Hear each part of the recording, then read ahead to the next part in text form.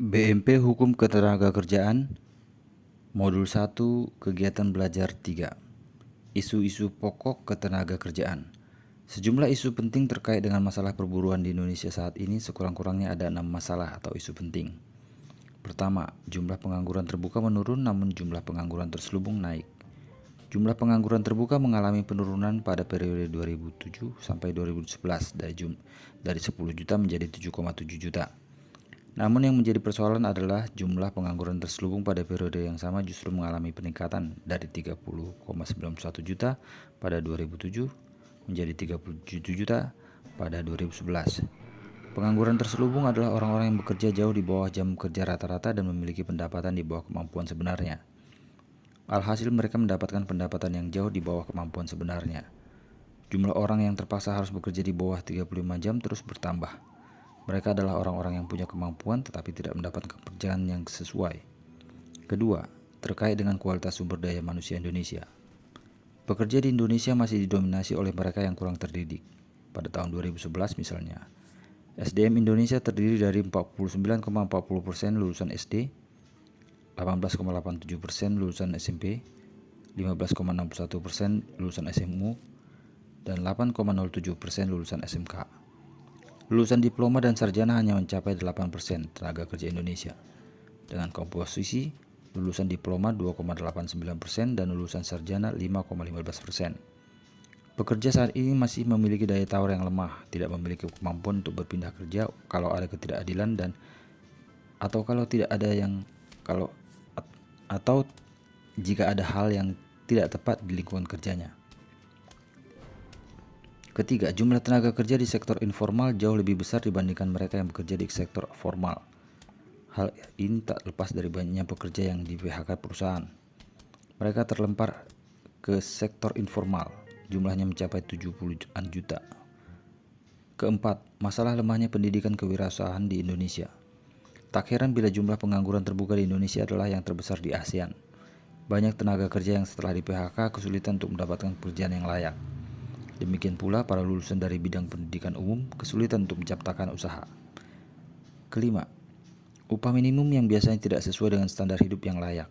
Hal ini mempengaruhi persoalan berikutnya mengenai kesejahteraan pekerja akibat upah real buruh yang rendah.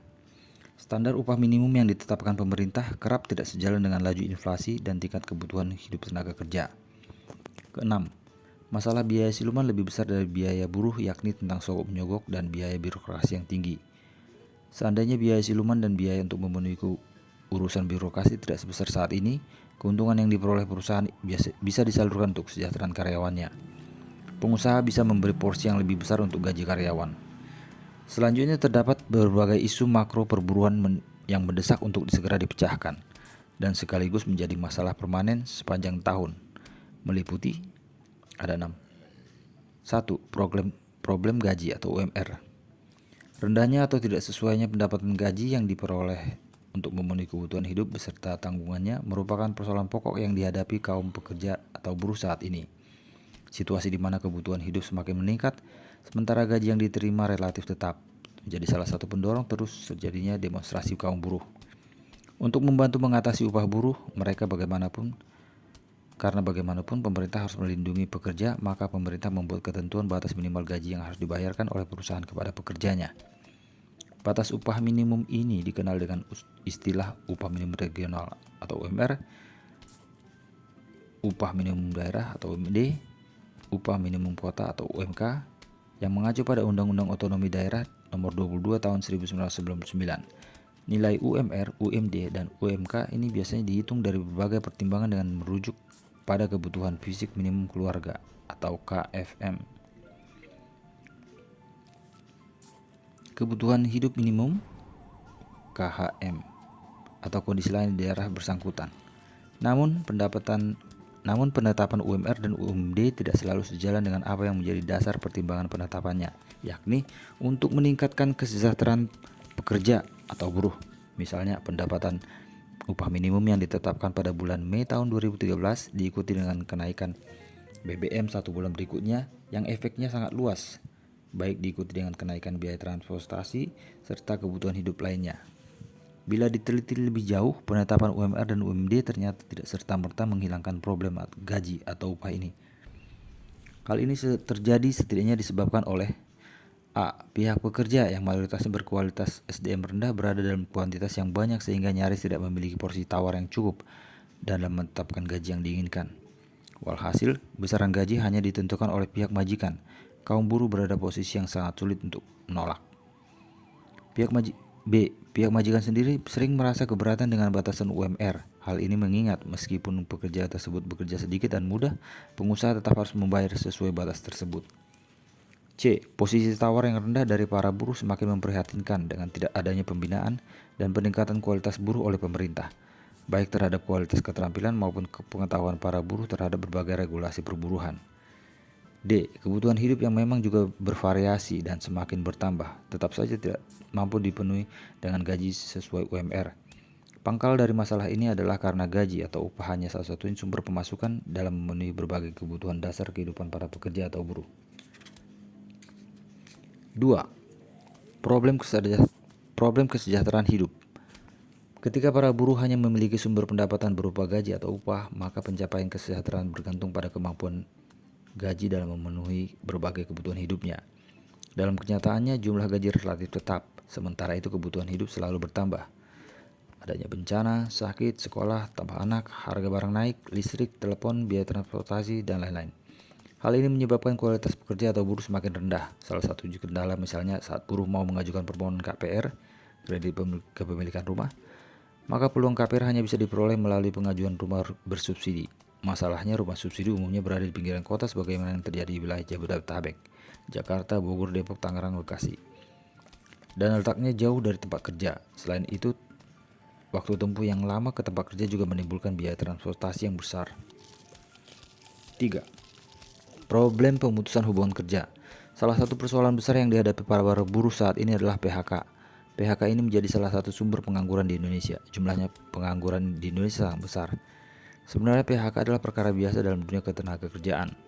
Tentu saja asalkan sesuai dengan perjanjian kerja bersama atau PKB. Baik pihak pekerja maupun pengusaha harus ikhlas dalam menyepakati pemutusan kerja ini.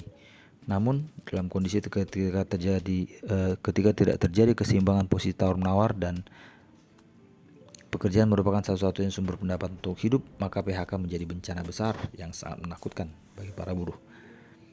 Secara umum PHK terjadi karena beberapa sebab, seperti permintaan sendiri, berakhirnya masa kontrak kerja, kesalahan buruh, masa pensiun, kesehatan atau kondisi fisik yang tidak memungkinkan, atau karena meninggal dunia. Problem PHK biasanya terjadi dan kemudian menimbulkan problem lain yang lebih besar di kalangan buruh karena beberapa kondisi dalam hubungan buruh pengusaha, diantaranya A. Posisi salah satu pihak yang lemah, biasanya pihak pekerja, sehingga pihak lain yang lebih kuat dengan mudah memutuskan hubungan kerja dan menggantinya dengan pekerja baru yang sesuai dengan keinginan. Hal itu dilakukan dengan alasan logis ataupun direkayasa. B. Tidak jelasnya kontrak atau waktu kerja sehingga PHK bisa terjadi kapan saja. Kebijakan menetapkan PKB perjanjian kerja bersama tidak dilakukan dan dikontrol dengan baik sehingga kasus PHK bisa terjadi kapan saja. Rendahnya SDM kaum pekerja berakibat semakin sulitnya mencari pekerjaan alternatif dan tidak terjaminnya pemenuhan kebutuhan dasar oleh negara. Tidak heran PHK menjadi seperti vonis mati bagi pemenuhan kebutuhan dasar kehidupan normalnya. D. Tidak adanya pihak ketiga yang membantu menyelesaikan kasus PHK secara tuntas yang memuaskan kedua pihak, terutama pihak buruh yang paling sering menerima kekalahan. Secara umum hal itu lebih disebabkan rendahnya pemahaman buruh terhadap berbagai peraturan pemerintah, posisi tawar yang rendah, dan tidak adanya lembaga pendamping yang secara serius membela kondisi kaum buruh dalam menghadapi kasus PHK atau karena provokasi dari pihak-pihak tertentu yang membuat hubungan pengusaha dan pekerja tidak harmoni. Benturan ini kemudian berakhir dengan penutupan perusahaan yang dampaknya menimbulkan PHK massal. Problem tunjangan sosial dan kesehatan, itu nomor 4. Di era globalisasi sekarang ini yang dikendalikan oleh pemilik modal dan berlakunya persaingan terbuka, tugas negara tereduksi hanya sebatas penentu regulasi, yakni mengatur kebebasan warga negaranya. Karena itu, sistem ini tidak mengenal tugas negara sebagai penanggung jawab pemenuhan kebutuhan dasar rakyatnya. Meskipun Undang-Undang Dasar 1945 mengamanatkan negara untuk bertanggung jawab terhadap kesejahteraan rakyatnya, faktanya rakyat yang ingin memenuhi kebutuhannya harus bekerja secara mutlak, baik untuk memenuhi kebutuhan dasarnya maupun kebutuhan pelengkapnya, sehingga prinsip struggle for life menjadi benar-benar terjadi. Jika seorang terkena bencana atau kebutuhan hidupnya meningkat, ia harus bekerja lebih keras secara mutlak. Begitu pula ketika ia sudah tidak mampu bekerja karena usia, kecelakaan, PHK atau sebab lainnya, maka ia tidak punya pintu pemasukan dana lagi. Kondisi ini menyebabkan kesulitan hidup luar biasa, terutama bagi seorang warga negara yang sudah tidak dapat bekerja atau bekerja dengan gaji sangat minim hingga tidak mampu memenuhi kebutuhan hidupnya. Pada beberapa wilayah, pihak negara biasanya mewajibkan para pemilik usaha untuk memasukkan nilai jaminan sosial terhadap para pekerjanya yang bisa dikenal dengan istilah jaminan sosial tenaga kerja atau jam sostek. Di Indonesia, jam sostek ini diatur dalam Undang-Undang Ketenagakerjaan, Undang-Undang Nomor 3 Tahun 1992, yang diantaranya pada bab 1 pasal 1 ayat 1 menyatakan jam sostek adalah suatu perlindungan bagi tenaga kerja dalam bentuk santunan berupa uang sebagai pengganti dari penghasilan yang hilang atau berkurang dan pelayanan sebagai akibat peristiwa seperti kecelakaan kerja, sakit, hamil, bersalin, hari tua, dan meninggal dunia. Dengan demikian, ruang lingkup jam sostek ini meliputi jaminan kecelakaan kerja, jaminan kematian, jaminan hari tua, dan jaminan kesehatan. Dalam pelaksanaan teknisnya, pemerintah praktis hanya membuat regulasinya saja, sedangkan pelaksanaannya diserahkan kepada pemilik perusahaan. Pada praktiknya, buruh itu sendirilah yang menyediakan iuran wajib untuk melaksanakan program ini. Dana yang dibutuhkan untuk jaminan kesehatan, jaminan kecelakaan kerja, tabungan hari tua, dan asuransi kematian sebenarnya ditanggung oleh buruh itu dengan menabung wajib sekian persen dari gajinya setiap bulan. Problem kelangkaan lapangan pekerjaan. Ketidakseimbangan antara jumlah calon buruh yang banyak sedangkan lapangan usaha relatif sedikit menimbulkan kelangkaan lapangan pekerjaan. Kelangkaan lapangan kerja juga bisa terjadi jika lapangan kerja yang tersedia tetapi kualitas tenaga kerja yang ada tidak sesuai dengan kualitas yang dibutuhkan. Kelangkaan lapangan pekerjaan ini memunculkan angka tingkat pengangguran yang tinggi dan dapat berakibat pada aspek sosial yang lebih luas. Masalah kelangkaan lapangan kerja disebabkan oleh A. Investasi usaha rendah. Penyebabnya bermacam-macam, bisa karena problem regulasi dan birokrasi yang dianggap mempersulit investor, tingkat KKN pejabat yang tinggi, biaya siluman yang besar, atau karena problem sosial di mana tidak ada jaminan keamanan bagi kelangsungan investasi. B. Pemerintah kurang berupaya secara sungguh-sungguh dalam meningkatkan kualitas SDM serta minimnya dukungan pemerintah dalam membantu usaha pribadi atau wira swasta bagi masyarakat. Permodalan, pelatihan pembukaan pasar, kemudian izin usaha, penghapusan berbagai jenis pajak, perlindungan keamanan, dan lain-lain. C. Penguasaan modal dan sumber daya alam yang dikuasai segelintir orang menyebabkan usaha rakyat kecil tidak mampu bersaing dan pada akhirnya tidak menumbuhkan usaha kecil dalam jumlah banyak. D. Pemerintah tidak berfungsi sebagai pembuka dan penyedia lapangan kerja bagi rakyatnya, tetapi hanya berfungsi sebagai regulator ketenaga kerjaan. Padahal banyak lahan usaha padat karya yang bisa dikelola oleh pemerintah guna menutupi kelangkaan lahan usaha. Akar masalah perburuhan atau pekerja.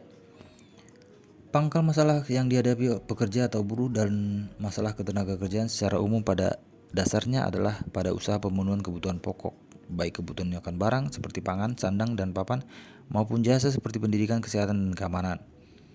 Terjadinya kelangkaan lapangan pekerjaan menyebabkan sebagian anggota masyarakat menganggur dan ini berdampak pada ketidakmampuan mereka memenuhi kebutuhan hidupnya.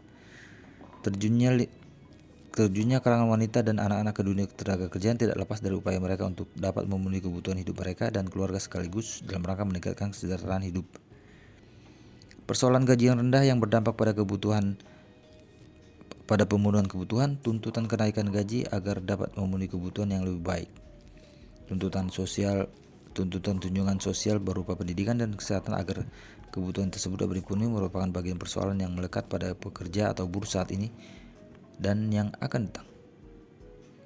Termasuk persoalan pekerjaan kontrak dan pemutusan hubungan kerja atau PHK merupakan persoalan pokok yang terus menimbulkan gejolak.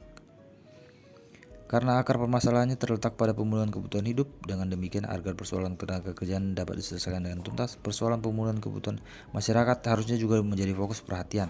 Selain itu, penyelesaian berbagai masalah ketenagakerjaan perlu tetap dilakukan untuk mencari solusi yang paling menguntungkan bagi kedua belah pihak. Tidak ada yang terzalimi, baik pekerja maupun pengusaha. Karena itu, langkah yang penting yang perlu dilakukan adalah melakukan kategorisasi dengan memisahkan permasalahan ketenagakerjaan yang terkait dengan pemenuhan dan masalah yang langsung berhubungan dengan masalah kontrak kerja pengusaha dengan pekerja.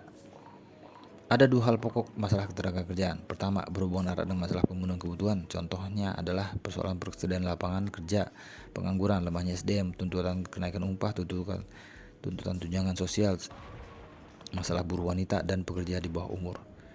Pemenuhan kebutuhan hidup masyarakat sangat erat kaitannya dengan fungsi dan tanggung jawab negara untuk meningkatkan kesejahteraan rakyatnya. Persoalan ini harus diselesaikan melalui kebijakan dan implementasi negara, dan tidak menyerahkan penyelesaiannya semata-mata kepada pengusaha atau pekerja. Kedua, yakni permasalahan kontrak kerja antara pengusaha dan pekerja. Hal ini mencakup persoalan pemutusan hubungan kerja, penyelesaian sengketa perburuan, dan sebagainya. Masalah kontrak kerja dapat diselesaikan sendiri oleh pengusaha dan pekerja. Pemerintah dalam hal ini hanya berfungsi sebagai pengawas sekaligus penengah jika terjadi persoalan yang tidak dapat diselesaikan oleh pengusaha atau pekerja.